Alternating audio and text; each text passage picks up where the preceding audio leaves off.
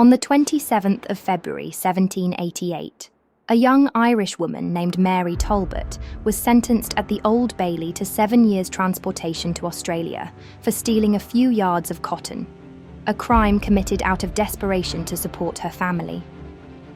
Her journey was marked by hardship, courage, and a voice that reached across oceans. Today we uncover the tragic tale of Mary Talbot, the first known female convict letter writer, whose heartfelt plea from the other side of the world still echoes through history. Don't forget to subscribe and hit the notification bell so you never miss an episode. Mary Talbot was born in Ireland around 1766, and as a young woman she moved to London where she married a stonemason. After a couple of years, her husband was gravely injured at work and ended up in hospital, leaving Mary, at around 22 years old, to care for 2 children alone with no income. Desperate to support her family, she was driven to steal to survive.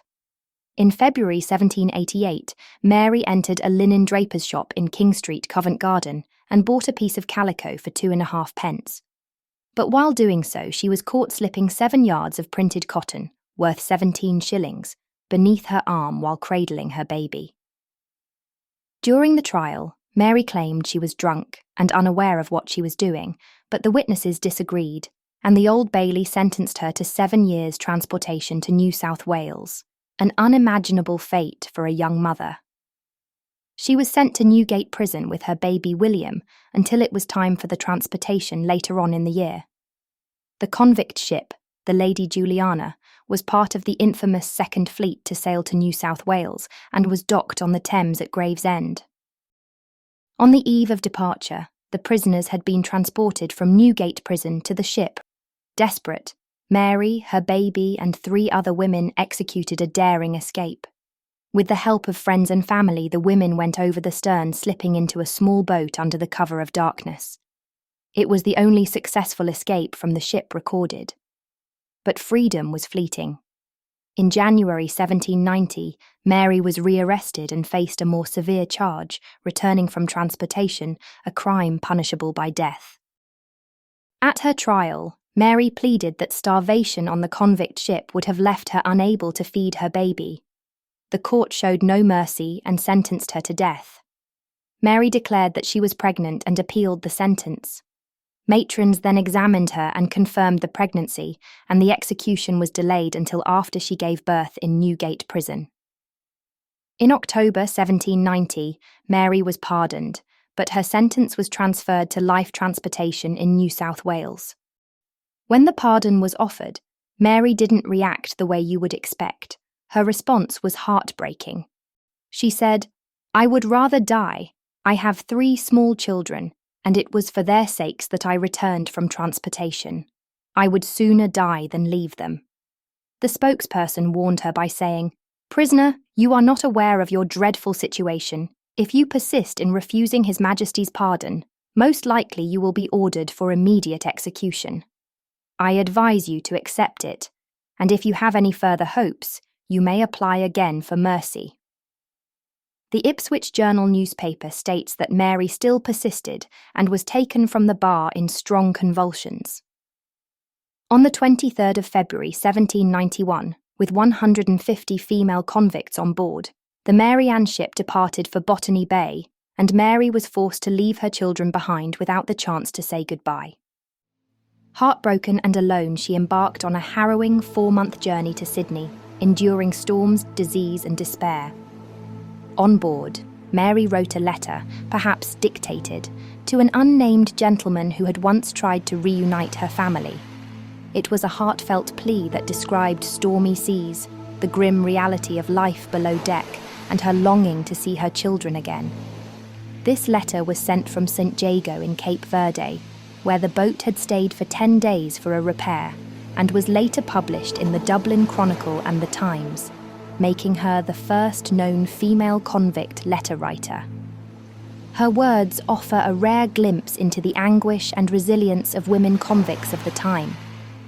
It says, "St. Jago, 29th of March, 1791. Most honoured Sir, your past kindness to me induces me to trouble you with some account of where I am, and what kind of voyage I have had. The latter, however, cannot be a very favourable one, for we have been surrounded by danger. We sailed from Portsmouth the 23rd of February, with the wind much against us, and were so much in danger that we feared we should have shared the fate of a ship which was lost within sight of us. Our good captain very kindly dropped anchor at the Nore, but did not stop more than one night, and sailed for the Downs, where we sent our pilot on shore. On the 25th and 26th along the coast, we had a violent storm, which lasted 24 hours. During every moment of its continuance we expected to perish, and were washed out of our beds between decks, while the seasickness and the groans and shrieks of so many unhappy wretches made the situation we were in truly distressing.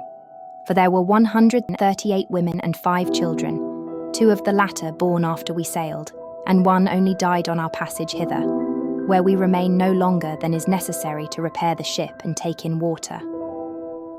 Our captain hopes we shall arrive at Botany Bay in August, if it please God the weather should prove favourable. This is a very fine island, supposed to be very rich, but the inhabitants I have seen are principally blacks.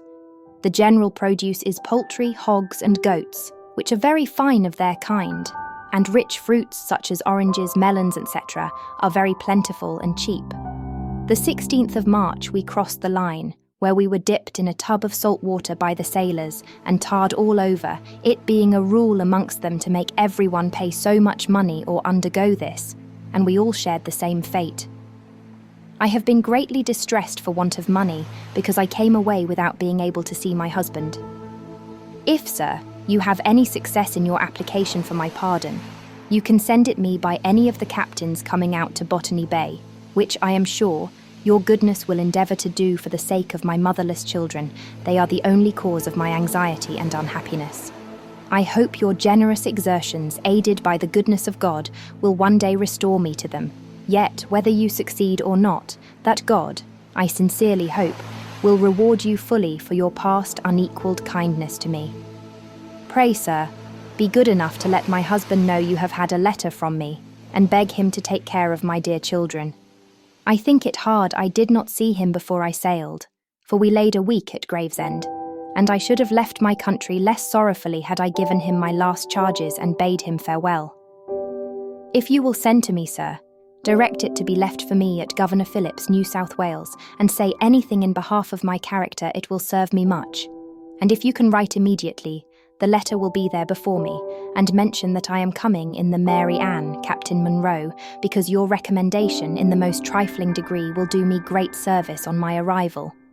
I hope you will excuse my being so troublesome to you. I sent you 2 letters from Gravesend, and mentioned my going to send one by the Barra. But as the man never came, I hope you did not send anything. You, sir, are the only friend I ever had in my afflictions, and I remember your goodness without grief, except when I reflect that I have no reward to offer you but my humble thanks. We are much better off than we expected, and have as much liberty as our unhappy situation possibly allows. I am much better in my health than I have been for some time, and with God's assistance and yours I do not despair of yet living to be a comfort to my children. This, sir, is the only prayer for herself in the heart of one bound in duty and by gratitude to pray for you and your family, as long as her life and heart have power to think of or utter a prayer to God. And who is your most humble and obedient servant, Mary Talbot. The Mary Ann was part of the 3rd Fleet that sailed convicts from the UK to Australia, and it comprised of 11 ships in total, transporting approximately 2,000 people. The Mary Ann was the only ship in the fleet to transport solely women. It was also the first to reach Botany Bay, completing the journey in 143 days. 9 women died on board, and although Mary wrote of feeling stronger during the voyage, her health deteriorated rapidly.